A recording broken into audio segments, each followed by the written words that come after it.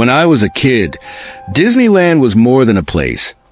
It was a dream that glittered on every screen between Saturday morning cartoons. As summer crept closer, it became the holy grail for every child I knew. And like them, I begged my parents, pleaded, even prayed for a chance to go. But my parents never gave a straight answer. Their silence gnawed at me, and I began to believe that Disneyland was one dream I'd never hold. Until the day everything changed. It was just before the end of the school year. They pulled me aside, their expressions unreadable, and said, "We've been hearing great things from your teachers this year. Your grades have improved so much. We're very proud of you. So, we saved up. We're taking you to Disneyland." I was 8, and my emotions were raw, unfiltered. There was no polite thank you or neat little hug. I crumpled into a mess of tears, overwhelmed by a joy so pure I don't think I've ever felt it since. The weeks blurred together as the trip approached, the excitement so sharp it felt almost painful. And when we finally arrived, standing before Disneyland's grand entrance, it was as if I'd stepped into another world. The colors, the music, the magic. It was everything I'd ever imagined. But this isn't a story about joy. Not really. I remember running around the park, fueled by the boundless energy only kids possess, while my parents trudged behind, exhausted but smiling. They gave everything to make me happy, and for that, I'm forever grateful. But Disneyland isn't kind to wallets. It cost them dearly. That truth hit me hardest in the gift shop. We wandered through aisles stuffed with trinkets and souvenirs, my parents holding up keychains and fridge magnets with hopeful smiles. "What about this?" Or this, they'd ask. But I wanted something special, something that would forever capture the magic of that trip. And I found it. A glass figurine of a Disney character, exquisite in its detail, shimmering like it was made from pure light. It cost 120 euros, a fortune for my parents.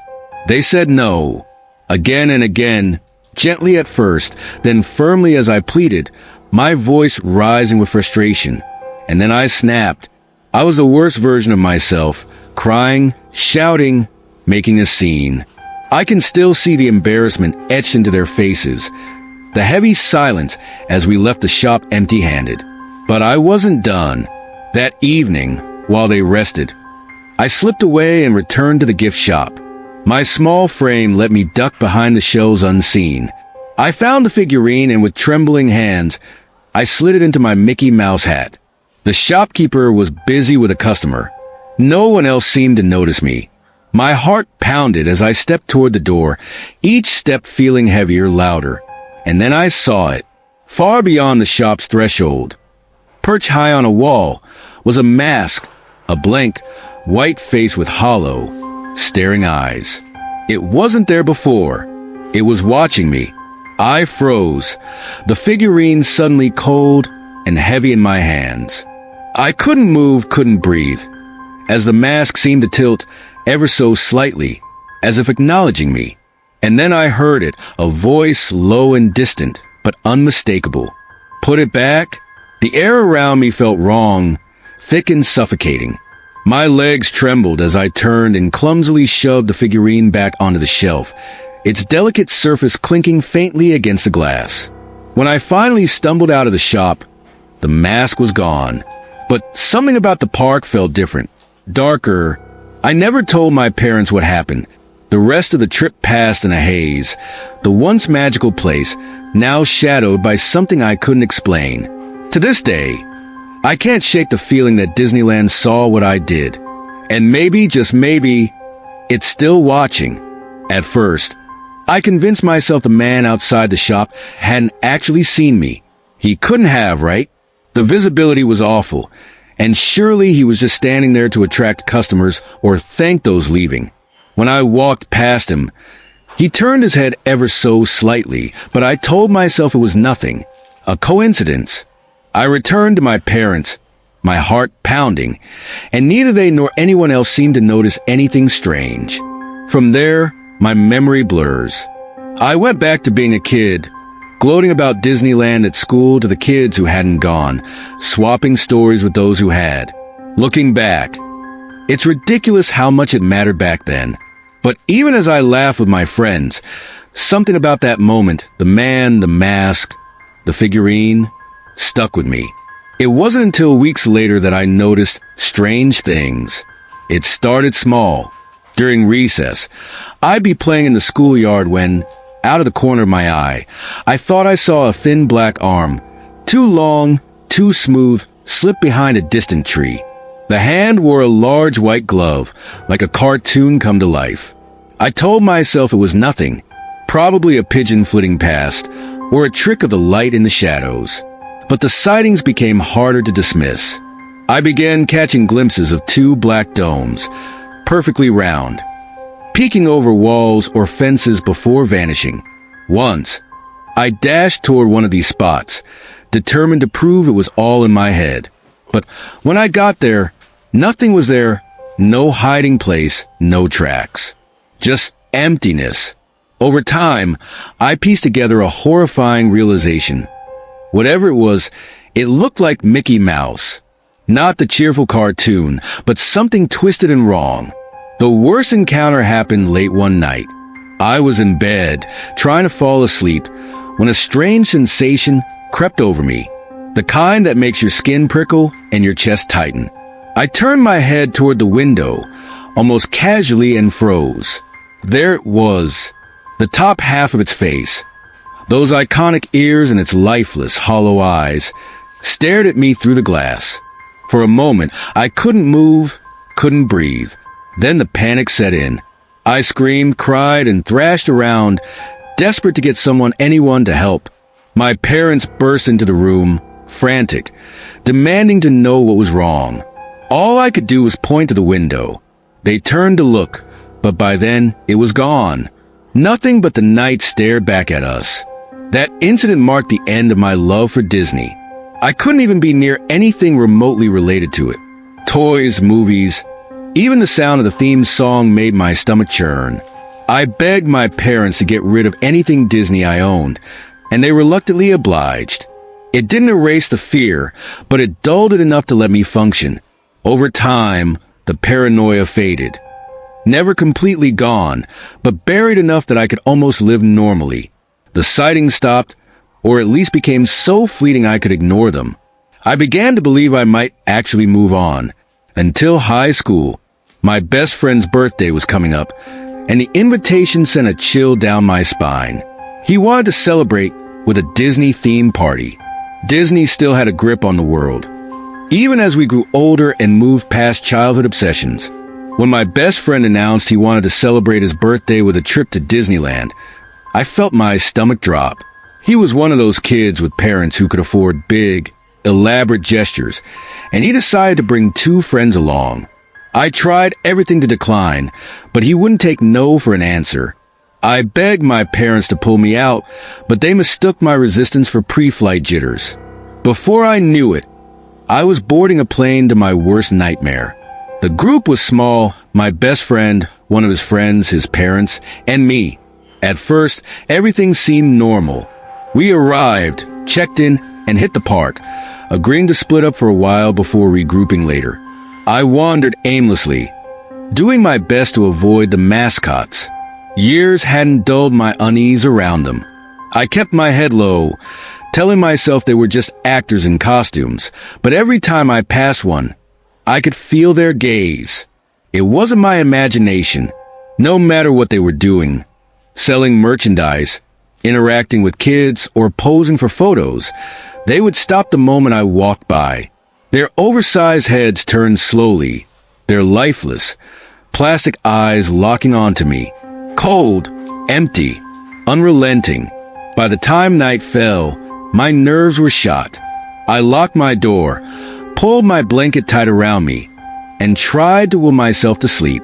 The room was dark, but the faint light from outside crept through the curtains, casting a ghostly glow on the walls. It reminded me too much of that night long ago. I told myself it wasn't the same. It couldn't be, but the unease wouldn't leave me. I decided to shut the curtains fully, hoping to block out the light, and the memories. As I gripped the edges of the curtains to draw them closed, I froze. In the distance, standing in the open courtyard, was a figure. It was Mickey Mouse. Not the cheerful, animated mascot, but the Mickey, silent, unmoving, and far too still for comfort. From that distance, I couldn't be sure, but it felt like it was staring directly at my window. The longer I stared, the less human it seemed. Its head tilted slightly, almost imperceptibly, as though it knew I was watching. My heart raced. I wanted to slam the curtains shut, but some part of me was terrified to look away. When I finally mustered the courage, I yanked them closed and stumbled back to bed. I wrapped myself tightly in my blanket, trying to block out the fear. But as I lay there, the room's silence save for my own shallow breaths, I heard it. Something brushing against the window. It was soft but deliberate, like fabric or fur. Then came a sound that made my blood run cold, slow, heavy breathing. I don't remember falling asleep, but when morning came, I woke up drained and jumpy. My friends, oblivious, were already excitedly planning the day. I tried to tell them about the night before, but they brushed it off. Probably an empty costume left outside, one of them said, or a mascot on a break. You were probably dreaming. The words made sense, but they didn't feel right. I spent the rest of the trip pretending to enjoy myself, sticking close to the group and keeping a low profile. Every minute felt like a lifetime, but eventually we made it home. I thought the nightmare was over, but it wasn't. The mascot that had haunted my childhood no longer bothered to hide. It became bolder. What once lurked in the shadows now stood brazenly in the open, taunting me. On the drive to school, I'd catch glimpses of Mickey between alleys, its oversized head tilted as it stared at the car. While shopping, I'd spot it behind the crowd, a fleeting figure extending a gloved hand before melting into the bustle. The worst moment, though, came during a school program where I worked as a runner in my mom's office for a week. The elevators there had small porthole windows that offered a view of each floor as you passed. When surrounded by others, it was fine. But the one time I rode alone, the windows betrayed me. Each floor revealed snapshots of Mickey, standing still, its empty eyes fixed on me. As the elevator ascended, my panic grew, knowing I was heading towards something I couldn't escape. When it stopped, the doors opened to an empty hallway, but I ran as if my life depended on it. At night, it was even worse. If I forgot to close my curtains, I'd find its grotesque, oversized head staring through the window. I tried calling for help once, but by the time anyone came, it would vanish. Attempts to take a photo ended in failure. The lens would only capture an empty space where I'd seen it seconds before, but its persistence didn't waver. A chilling motif emerged, its hand. Sometimes I'd see it raised, palm open, as though beckoning me. Other times, it would already be outstretched, waiting. For what? I couldn't say, but it left a gnawing feeling in my gut. And then, the memory struck me. The figurine. I tore through my childhood belongings, old toys, books, and keepsakes, but there was nothing Disney left.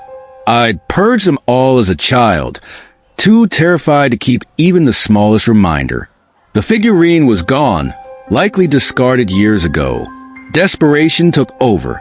At the school library, I researched the exchange rate for the euro from the year we went to Disneyland. I scraped together the exact amount from my savings and did something no one would understand. I wrote a note, an apology, and placed it alongside the money on my doorstep. A small rock held it down to keep it from blowing away. That night, I did what I'd feared most as a child. I slept with the curtains open. I awoke in the early hours of the morning. The room was dark, save for the faint glow of moonlight spilling through the window. My heart pounded as I summoned the courage to turn. When I finally did, the window revealed nothing. Was it over? I dared to hope. Each step toward the window filled me with more confidence. Maybe I'd finally escaped. Maybe I could live without constant fear, without flinching at shadows. But when I looked into the garden, my hope shattered. It was there, as it had always been, staring. This time, though, something was different. It raised its hand again, but I noticed something I hadn't before. The gesture wasn't commanding. It wasn't angry or demanding restitution. It was waiting, and then it hit me. Maybe it wasn't asking for the figurine or for any kind of payment. Maybe it wasn't asking for anything. Maybe it was asking for me. I know this sounds insane. I know what you're thinking, but I've spent so long running, so long living in fear, that I have to know. Maybe it wants to show me something, or tell me something. Whatever the case, I'm writing this down in case things go wrong. If this is the end, assume the worst.